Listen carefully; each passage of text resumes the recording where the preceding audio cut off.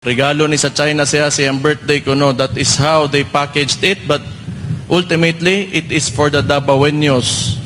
So, swerte ta nga tagaan ta, kinanglan mapasalamaton ta, and we have to remember that China is a friend. They are neighbors. Dili na to gustog silingan nga kaaway nimo. Kaya ang silingan, duol kay na sa imuha. Kamo, ganahan ba mo nga inyong silingan, kalaban ninyo, paggawas ninyo, magdilibakay mo, sige mag-away, mo nang di na to gusto. And in fact, we benefit from China in terms of our economy. Daga mga barato, mga palitonon, kana inyong mga cellphone nga gina picture diha sa kuha. Diha, kung dili na made in China, ambot kong asa.